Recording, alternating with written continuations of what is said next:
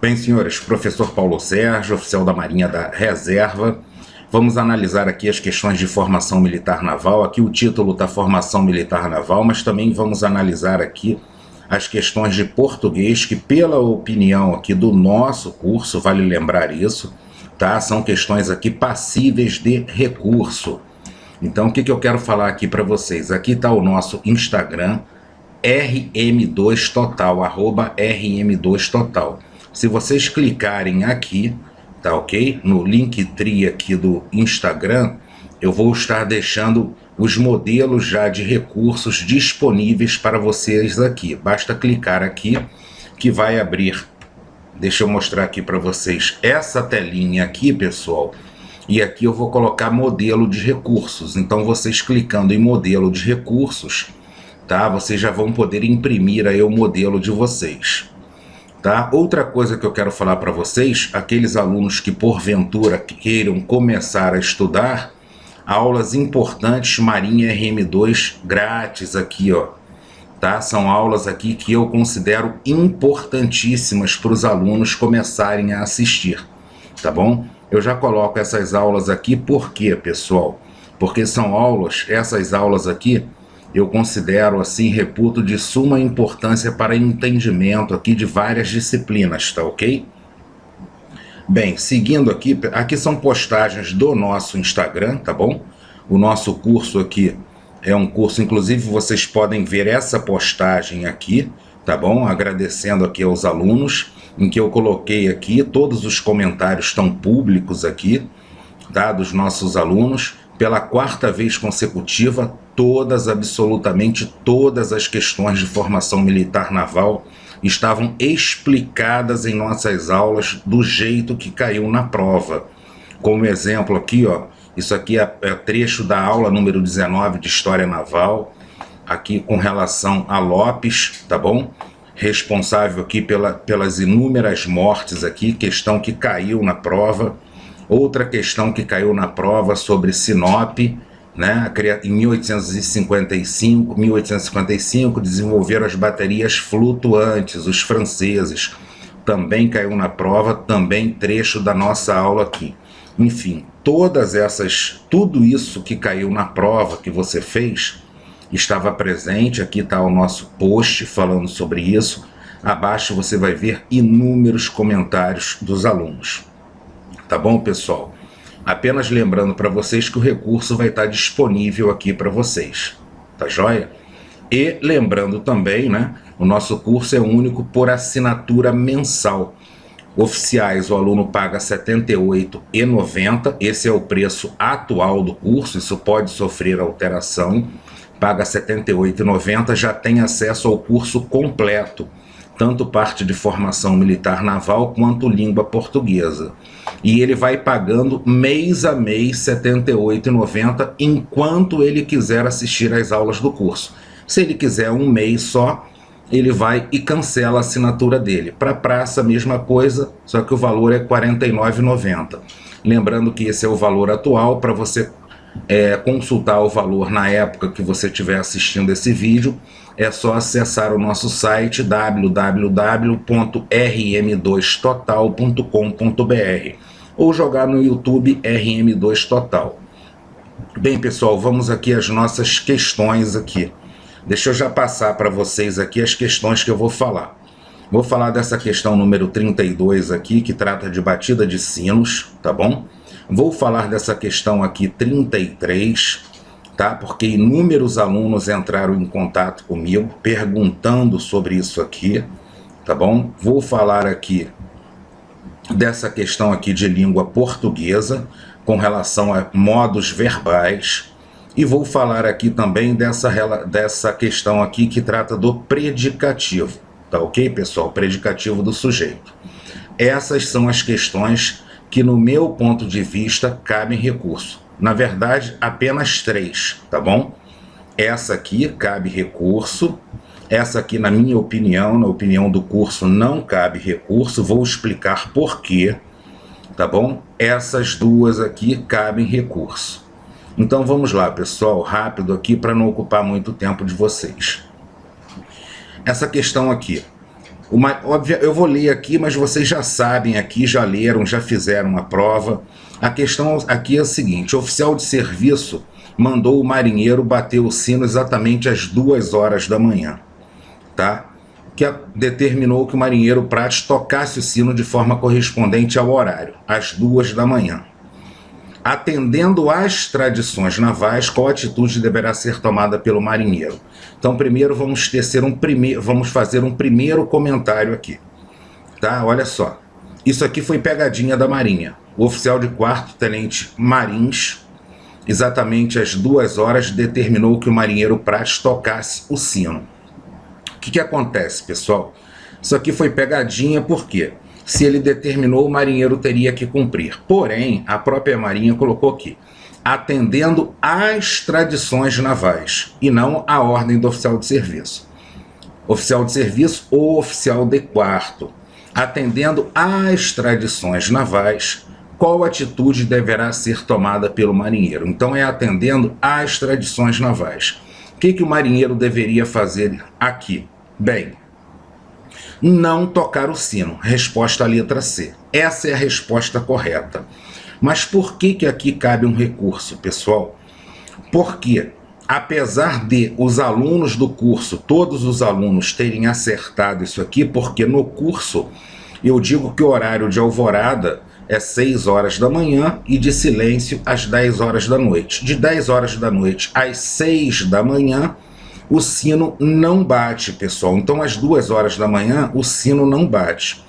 Porém, esse horário de 6 às 10 da manhã, não há esse horário estipulado na bibliografia indicada pela Marinha. Essa questão ela não pode ser feita apenas para quem faz cursos.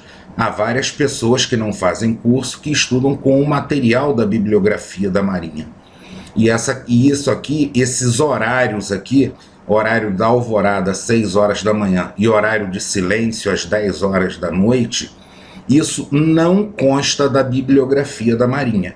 Então, essa questão aqui, cabe recurso pedindo a anulação dela, tendo em vista que o candidato não teria condições de fazer com a bibliografia indicada pela Marinha. Questão 33, pessoal. O que muitos alunos estão passando mensagem para mim perguntando? Considerando aqui essa alternativa aqui como falsa. Se essa alternativa for considerada como falsa, o que acontece? Não há uma resposta correspondente aqui para a questão.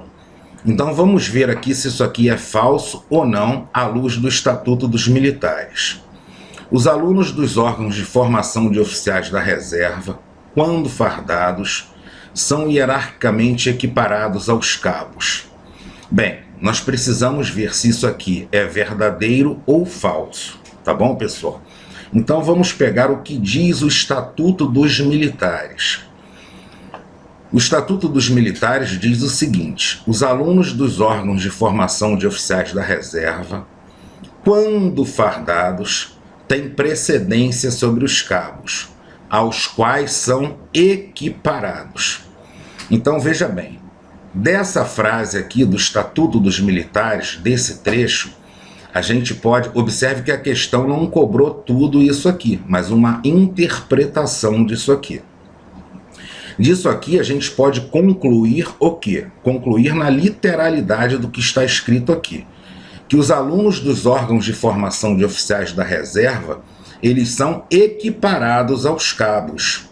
Olha só, os alunos dos órgãos de formação de oficiais da reserva, quando fardados, têm precedência sobre os cabos, aos quais são equiparados. Então aqui está dizendo o seguinte, que os alunos dos órgãos de formação de oficiais da reserva, eles são equiparados aos cabos, tá bom? Eles são equiparados aos cabos e quando fardados eles têm precedência sobre os cabos, tá ok?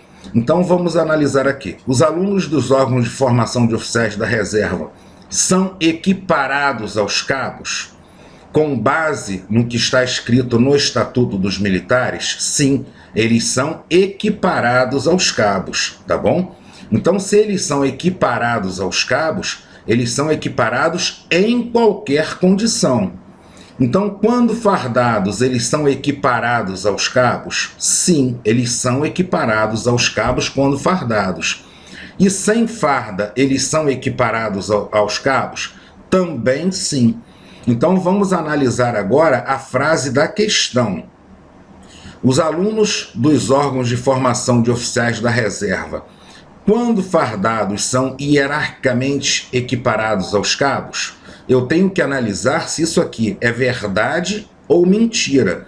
Então, é uma proposição aqui. Isso é verdade, pessoal? Quando ele está fardado, tá? Ele é hierarquicamente equiparado ao cabo? Sim, ele é quando está fardado. E quando ele está sem farda? Também é. Basta essa explicação aqui para que vocês possam entender que aquela afirmativa ali está certa. Mas eu vou seguir um pouquinho adiante aqui, tá bom? Olha só a diferença. Observe bem a diferença aqui. Isso aqui é a primeira frase aqui, tá bom? O primeiro trecho é justamente o quê? O que nós vimos que está na prova. Os alunos dos órgãos de formação de oficiais da reserva, quando fardados, são hierarquicamente equiparados aos cabos. Sim, né? Sem farda também são. Agora, olha a diferença. Os alunos dos órgãos de formação de oficiais da reserva, somente quando fardados, são hierarquicamente equiparados aos cabos. Se tivesse o somente ali, aí sim seria não, pessoal. Então, na posição aqui do nosso curso, tá bom? Na minha posição, essa questão aí, ela está perfeita, não cabe recurso. Bem, agora vamos às questões aqui de língua portuguesa, pessoal. Analise a sentença. O Kindle é, que não haja a menor dúvida, uma das maravilhas. Não precisamos nem ir no texto aqui para resolver, tá bom? Assinale a opção em que o verbo está flexionado no mesmo modo verbal que o verbo destacado no trecho acima. Então, primeiro a gente tem que ver que modo verbal esse verbo aqui está. Verbo haver, né? O Kindle é, que não haja a menor dúvida, uma das maravilhas. Então, isso aqui é dito pelo autor. Observe o que o autor quer dizer aqui, pessoal. O Kindle é preciso que não haja a menor dúvida disso, ou seja, é preciso que não haja a menor dúvida disso, é isso que ele quer dizer. Uma das maravilhas. O que acontece aqui? Qual é a dúvida dessa questão aqui? Por que ela está sendo tão debatida? Porque o modo imperativo, tá bom? O modo imperativo aqui é imperativo negativo, né? Aqui não é imperativo negativo. Deixa eu explicar uma coisa para vocês. O modo imperativo negativo, tá? A conjugação dele é tirada do presente do subjuntivo. Então, o verbo haver no presente do subjuntivo, ele vai ter a mesma conjugação que no imperativo negativo. Tá bom? Então, essa é a dúvida. Isso aqui está no presente do subjuntivo ou no imperativo negativo? Veja bem, o imperativo, pessoal, é quando eu dou uma ordem, tá bom? Quando eu dou uma ordem.